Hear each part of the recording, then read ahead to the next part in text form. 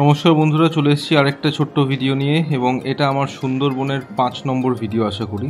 তো এই ভিডিওতে আমি কিছুটা হয়তো সামনে থেকে মিস করে গেলাম। তো আমরা রাত্রিবেলা পাখিরালয় বলে একটা জায়গাতে আমরা হল্ট করেছিলাম।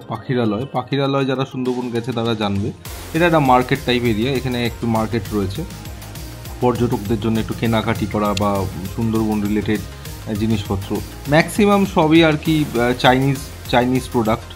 এই সফটওয়্যারগুলো যা দেখতে পাচ্ছেন সবাই সুন্দরবনের বাঘকে মনে করে ওখান থেকে একটা বাঘ কিনে নিয়ে বাড়ি চলে যায়। তো ওরকম একটা বাঘ আমিও নিয়ে এসেছিলাম বাড়িতে, কিন্তু এগুলো বেসিক্যালি সব চায়না থেকে আসে। বাঘ বলুন, ওখানে কুমির দেখা যাচ্ছে সেইগুলো, তারপর হাতি ঘোড়া যা আছে সব ওইগুলো চায়না থেকে আসে, কোনোটাই কিন্তু সুন্দরবনে তৈরি হয় না। প্লাস বাদবাকি যেসব প্লাস্টিকের আইটেম জিনিসপত্র রয়েছে। আচ্ছা, এটা কিন্তু একটা স্পেশাল রকমের বাদাম। অনেক সময় আমাদের লোকাল মার্কেটেও এটা দেখা যায়, আবার অনেক সময় মানে দেখাও যায় না আর কি। তো যাই হোক, এটা আমি আর ট্রাই করিনি। হঠাৎ করে দেখে গেলাম এখানে খুব লোভনীয় সুস্বাদুভাবে আর কি কাবাব তৈরি হচ্ছে, যদিও আমি ট্রাই করিনি, বাট স্টিল কাবাব এখানে তৈরি হচ্ছে। সো এখানে দুই ভাই পাশাপাশি বসে কাবাব বিক্রি করছিল, দেখে খুব ভালো লাগছিল। খেতে যেমনই হোক, খাওয়া আমি ট্রাই করিনি। বাইরে আমি যেখানে দুমদাম করে আমি মাংস খাওয়া, মানে খুব একটা আমার নিজের পছন্দ না হলে পরে আমি ট্রাই করিনি। এখানে লেগ পিসগুলো সুন্দর করে কালার করে ঝুলিয়ে রেখেছে আর কি। তো স্টলগুলো দেখে ভালো লাগলো, ছবি তুললাম। তো বেসিক্যালি মোটামুটি রয়েছে আর কি এখানে, সবটাই আর কি সবাই ঘুরছে ফিরছে, মার্কেটে জিনিসপত্র দেখছে। এই সবই প্লাস্টিকের জিনিসপত্র, বাচ্চাদের খেলনা, হাবিজাবি, এই সমস্ত কিছুই আর কি সাজানো গোছানো হিসেবে রয়েছে। সো মোটামুটি আর কি এটাই পাখিরালয় বলতে। আর হ্যাঁ, এখানে কিছু হোটেলস রয়েছে, যারা বেসিক্যালি সুন্দরবনে আসছেন তারা এখানে এসেই থাকতে পারেন। এখানে হোটেলস রয়েছে, এই যে মানে বাঁ দিকটাতে মার্কেট আর ডান দিকটাতে সারি সারি হোটেলস রয়েছে, যেখানে নানান রকমের রুমস অ্যাভেলেবেল, অ্যাকোমোডেশন অ্যাভেলেবেল। সেখানে থেকে অনেকে সুন্দরবনের আর কি সৌন্দর্য উপভোগ করতে পারেন। এখানে কিছু কি রিংস এবং ওই ম্যাগনেটস ওই আলমারিতে চিপকানোর জন্য এবং বাকি জিনিসপত্র এটা ওটা রয়েছে। তো যাই হোক, তো এই জিনিসপত্রগুলো মোটামুটি এখানে আমরা লোকাল মেলাতেও পাই, তো তার জায়গায় আর কি আমরা এখান থেকে পাচ্ছি, মানে এখানেও রয়েছে আর কি বিক্রি করার জন্য। এরকম একটা নৌকার চাবির ডিঙা ওইগুলো আমি নিয়েছিলাম, দেখে ভালো লাগলো আর কি। সো এই হলো ব্যাপার। তো মোটামুটি একটুখানি দেখুন ভিডিওটা। এখানে আলাদা করে সেরকমভাবে মৌখিকভাবে এক্সপ্লেন করার কিছু নেই, সবই গিফট আইটেম। সুন্দরবনের বাঘ আমরা জানি, সেই আদলে আর কি এখানে কাঠের বাঘ বিক্রি করা হচ্ছে। কাঠের বাঘগুলো একটা তুলে আমি ভিডিও করেছিলাম একরকম। সো এখানে সেগুলো আর কি নানান রকমভাবে রাখা রয়েছে। আমি ঘুরিয়ে ফিরিয়ে এই আইটেমসগুলোর ভিডিও করেছি। এখানে বাঘটাকে হাতে নিয়ে একটু দেখিয়েছি, এই যেরকম কাঠের বাঘ দেখতেই পাচ্ছি, কিন্তু দেখে মানে সামনে থেকে দেখে একটু একটা বাঘের মতো লাগছে না আর কি, কিন্তু দূর থেকে আর কি বাঘ হিসেবে বলে চালিয়ে দেওয়া যায় সুন্দরবনের বাঘ, যদিও আমি কাঠের বাঘটা আনিনি। সো এখানে অনেকগুলোই রয়েছে রাখা। তারপর আমরা ওখান থেকে মোটামুটি কাজ সেরে আমরা চলে গেলাম আমাদের বোটে এসে আবার আমাদের খাওয়া শুরু।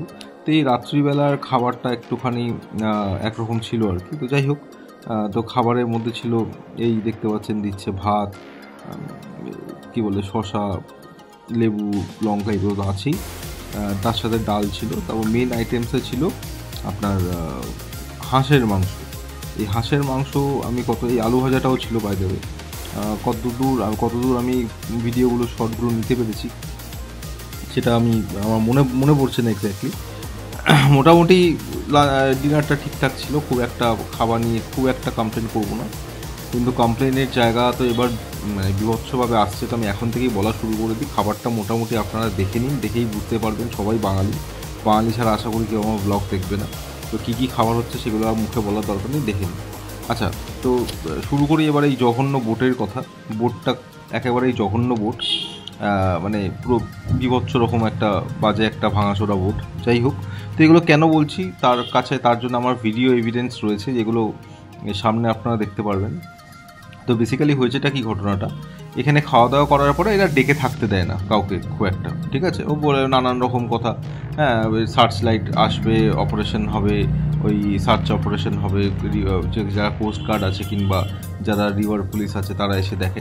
সত্যি হয়তো তারা এসে দেখে, তো দেখে নাকি এরা কাউকে থাকতে দেয় না, খাওয়া দাওয়ারের পরে সবাইকে নিচে নামিয়ে দেয়। এবার নিচে যেখানে নামিয়ে দেয়, সেই যে ভিডিওর প্রথমে দেখিয়েছিলাম ঘরগুলোর অবস্থা, তো ওই ঘরের মধ্যেই আর কি সবাইকে ঢুকিয়ে দেওয়া হয়।